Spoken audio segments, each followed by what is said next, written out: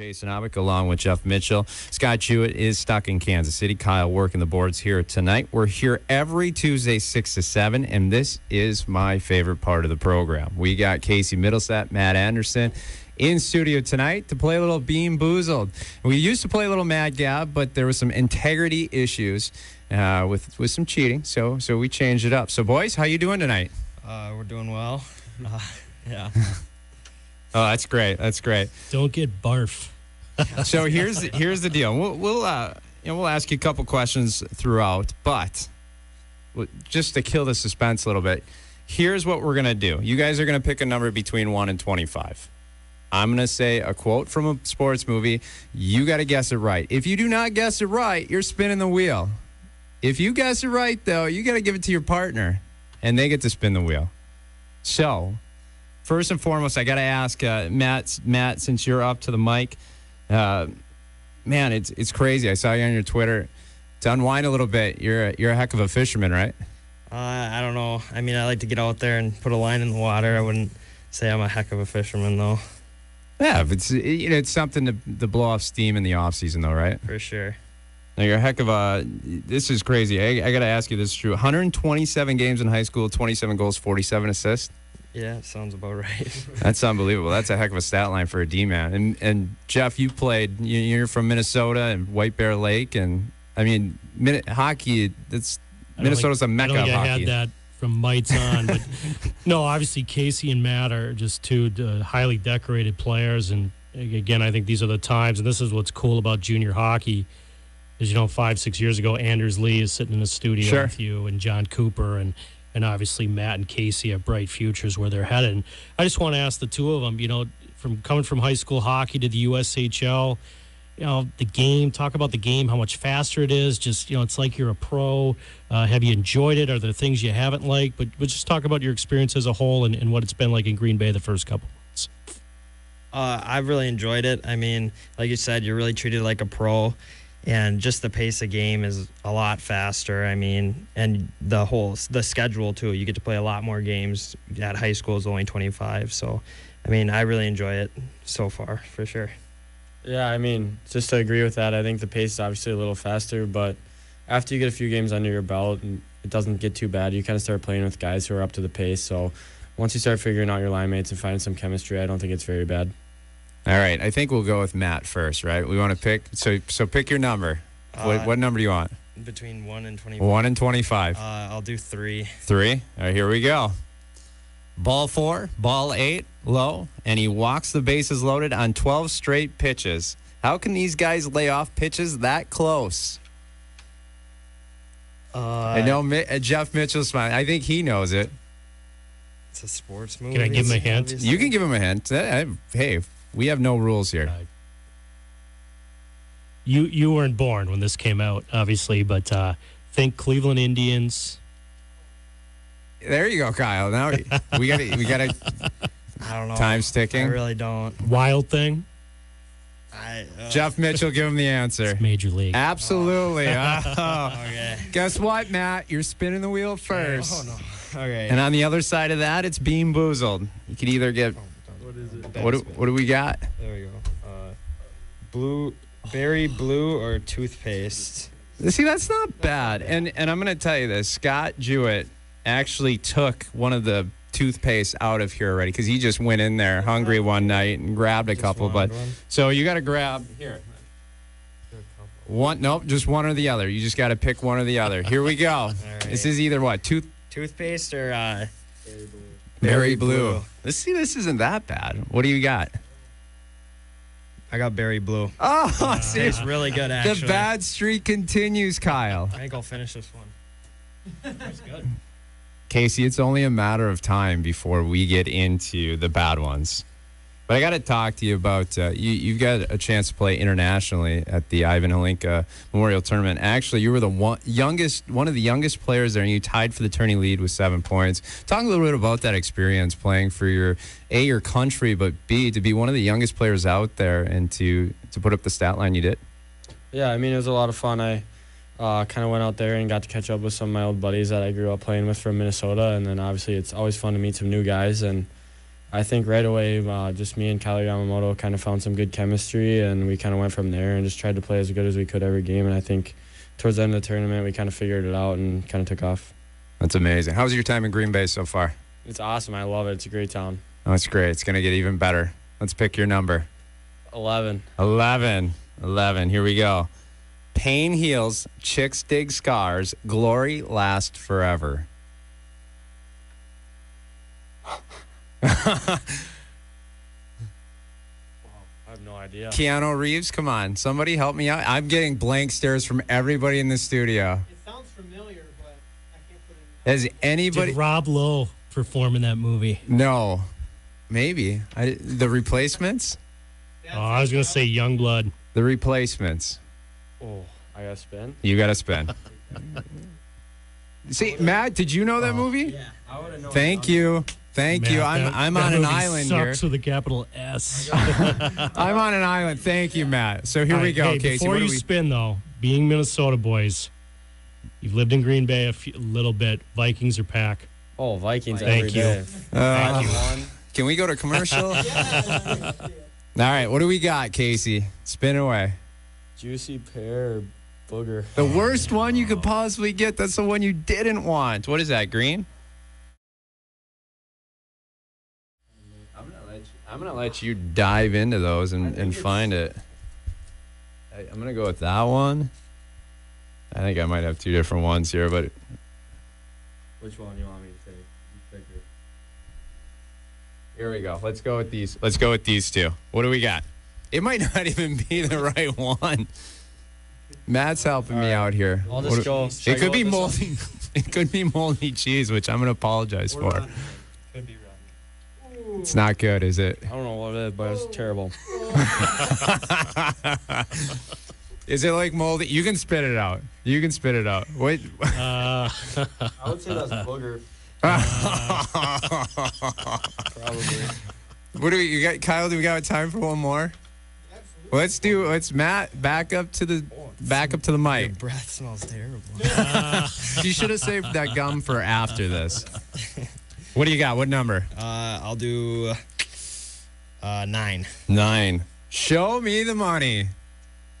I feel like I should know this one. Show me the money. Again, I don't think you were born. I don't know. See, I that's should the really problem. know these. I started to talk to Scott after our program last week. I'm like, you know what? 90% of these movies, I don't think you guys were born. Tom Cruise was in it. Cuba Gooding Jr. He's an agent. I don't know. Football. Casey has seen it. I don't know. Time is dwindling. Okay. Yeah, I didn't know that Let's one. spin. I'll spin. Let's spin it. I love it. Let's do this. What do we got? Canned dog food or chocolate pudding? Oh, I can pick this out. It's the only brown. Ugh. There we go. He's got the waste paper basket like right under him, ready, prepared. Oh, yeah. I like there the. you go. That's not going to be good. Oh yeah. Yeah, it was canned dog food. Hey, we got to do one more, Casey. We can't let them go. All right, 1 to 25. One more, real quick, and then we're gonna 20. Oh, I can smell it too now. How about though? If he gets it right, Hobbeck, you got to eat it. That's fair. I'll take. I'll take the bait. I get help. What is it? 20? You play ball like a girl. Oh. Bench warmers. No. What is it? I live. You know what? Sandlot. Sandlot. You know what? I'll take it. Spin it for me. Spin it for me. I knew that one. That's bad. I'll take the bullet here. What do we got? You got to pick them out though. Juicy pear or booger again. Should we go for a new one? Yeah, let's do a new one. It just sounds disgusting. Tutti frutti or stinky socks. Those are Can you guys assist me? And that looks disgusting. Perfect. All right, here I'm gonna pick this one. Tutti frutti, man. Oh. That's right. Well, thanks guys for joining us. Good luck this weekend here at the Rest Center and the rest of the way. Appreciate your time. Thank you for having us. Dude, let's go to our hockey six-pack here. Our 6 headlines of the past week that we can discuss before we talk old-time hockey with Carl. We bring in Kyle. Kyle, what do we got? First off, Sidney Crosby will be a game time decision tonight and may make his season debut against the Florida Panthers. However, the reason he was out for so long was a third concussion in 6 years. Is that a concern? Well, of course. I mean, again, Sidney Crosby, he's been in the league for a long time, but I don't think he's even 28 years old. Yeah, that's weird to think of. This is the issue that we're seeing in contact sports. It's, you can put all the safety measures you want in. The problem is in football and hockey, you have 6'5", 230-pound defensemen who can skate. You can take fighting out. You can take blows the head out in football, however you want to do it. But, again, the athletes are just so much more molded. They're bigger. They're faster. And, yeah, absolutely it's a concern. I mean, people forget that an athlete's shelf life is so small. And Crosby's going to be done at 32. And if he can't enjoy the rest of his life or his quality of life is not going to be any good because of these concussions. I mean, it's scary, and it is a concern, and that's something obviously he's going to have to look at, and that's a scary thought. To me, though, it's just his third concussion in 6 years. That's crazy. And I feel like when you have a concussion, and I don't know if this is a science fact or whatever, but feels like guys that have concussions are more prone to more concussions. Everybody that's had a concussion is going to get another concussion, another concussion, and so on. And you got to look at your quality of health after hockey. But